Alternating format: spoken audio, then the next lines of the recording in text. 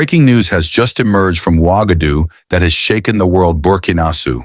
President Ibrahim Traoré made a historic decision this morning that has rattled the foundations of the global financial system. Events at the government palace in the capital Ouagadougou have created major reverberations in world economic circles. The extraordinary cabinet meeting that began at 9 o'clock local time was interrupted by unexpected developments. Traoré's order marked a milestone not only for Burkina Faso, but for the entire African continent. This bold move by the young leader calls into question the activities of international financial institutions in Africa. Everything began last week with the work of a special audit commission established within Burkina Faso's Ministry of Finance. The team of young technocrats scrutinized the country's agreements with the World Bank. The dire dimensions of the picture that emerged from the investigations deeply shook everyone. According to commission reports, Burkina Faso has paid 15 times the principal amount in interest to the World Bank. Since 1960, even more striking was the discovery that most of these loans were used for phantom projects, road projects, hospital constructions, and school building that appeared on paper were never actually implemented. Despite this, payments were made regularly, interest was charged, and debts grew exponentially. In-depth research by finance experts brought incredible documents to light. Secret protocols signed between World Bank representatives and the country's former leaders' commission agreements, and documents showing bribery traffic were revealed one by one.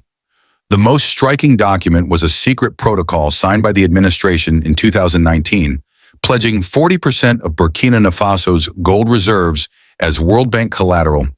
Moreover, this agreement was kept completely secret from Parliament and the Public Audit Commission. Chairman Professor Amadou Sawato stated in his report, "The people of Burkina Faso have been subjected to systematic economic exploitation for half a century. The documents in our possession clearly show that this situation is not accidental, but rather a planned and deliberate plunder mechanism." When the files reached President Traoré's desk, the young leader's reaction was fierce. According to palace sources, Traoré experienced great anger while reviewing the documents. He immediately ordered that World Bank West Africa Regional Director James Morrison be summoned to the palace. Morrison arrived at the palace with his delegation in the afternoon. However, he was stunned by the surprise awaiting him. He was taken to the meeting room under tight security measures by palace guards. Traoré was waiting standing, and the expression on his face showed the seriousness of the situation. The dialogue that took place in the meeting was historic. Traoré began speaking by firmly placing the files on the table. "Mr. Morrison, I have documents to show you. Documents showing how you have robbed my country and my people for 50 years. Fake projects, phantom loans, exorbitant interest rates, and much more. Burkina Faso's apparent debt is $4 billion, but we have paid you $23 billion to date. What kind of mathematical understanding is this?" Morrison's attempt at defense was harshly cut off by Traoré. "Don't talk to me about standard procedures. Mr. Morrison, this is called organized plunder, and it ends today. I'm giving you 24 hours. Either you cancel these unjust debts and return what you've stolen, or I'll arrest you and your team for economic war crimes." Morrison's claim of diplomatic immunity was rejected by Traoré. Those who commit economic genocide cannot have immunity.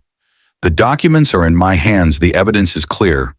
Our courts will judge you, and you will receive the punishment you deserve." After the meeting, Traoré appeared before the national and international press. At the press conference held in the palace garden behind him were the Burkina Faso flag and a portrait of national hero Thomas Sankara. The young leader's statements resonated throughout the world. "Dear Burkina brothers and all African peoples, today is a historic day. We are exposing 50 years of lies and plunder.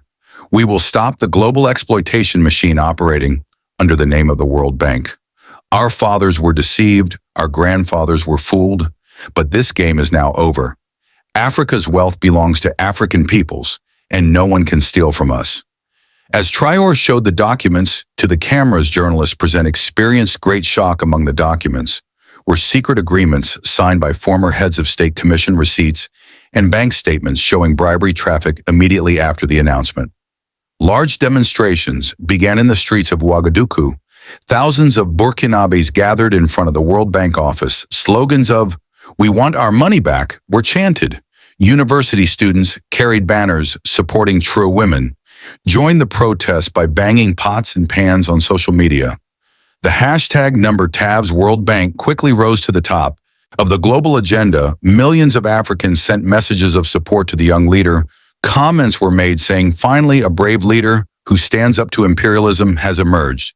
Support statements began coming from all corners of the African continent.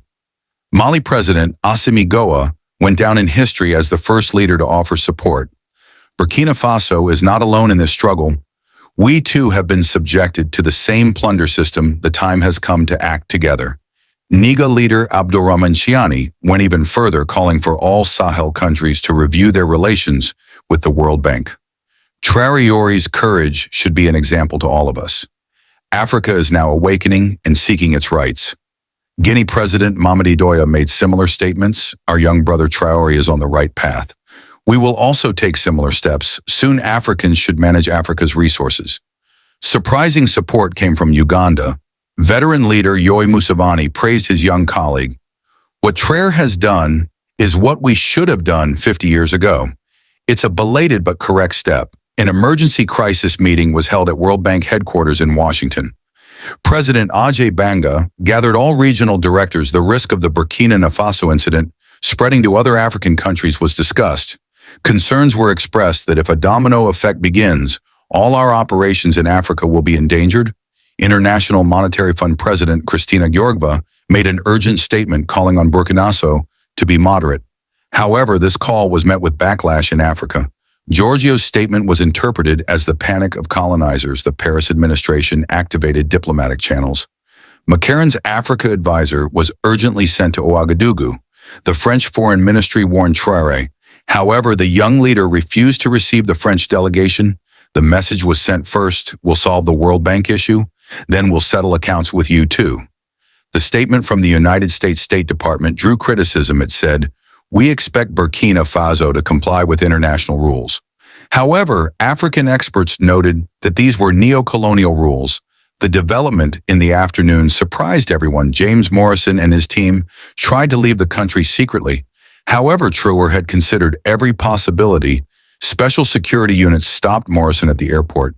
His passport was confiscated, and he was brought back to the palace. Meanwhile, the support statement from the People's Republic of China attracted attention. The Beijing administration stated that every country's right to economic independence should be respected.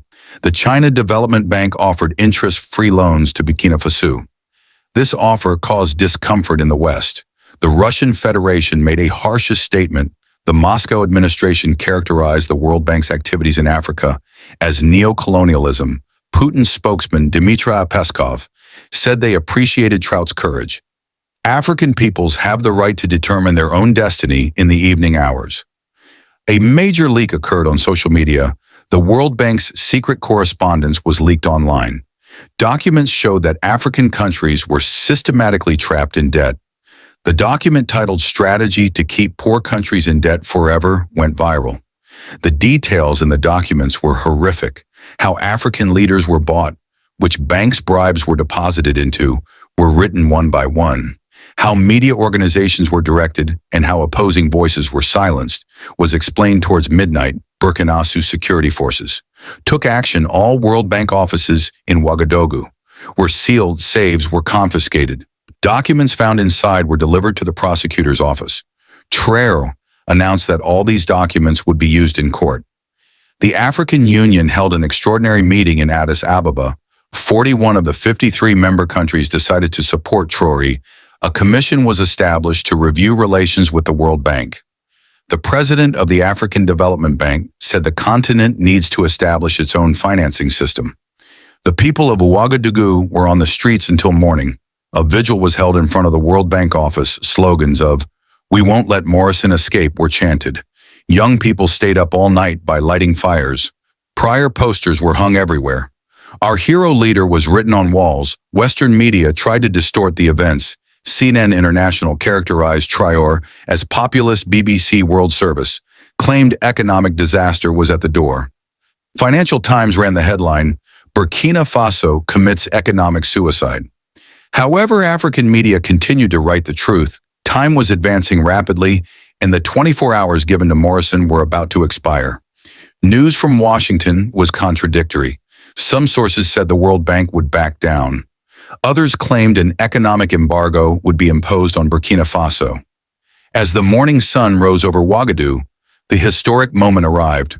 Morrison was brought back to the palace. Traoré was waiting determinedly. The room was open to journalists.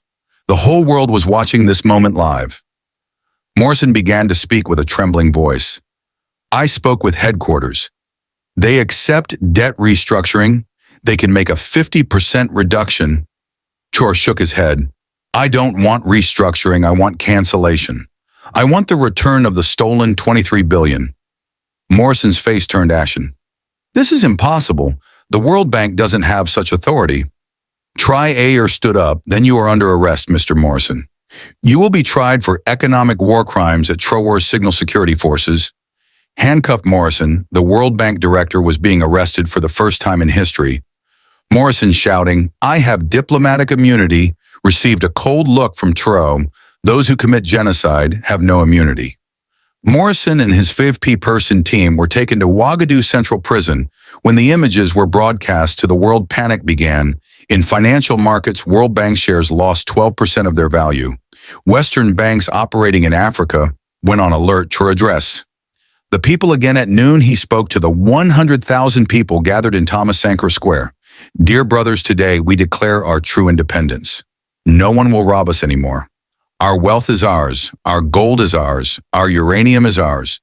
We will use these for the welfare of our people. Throughout the speech, the people enthusiastically applauded. Traoré slogans of long live, independent Burkina Faso rose to the sky. Support messages from all corners of Africa were read.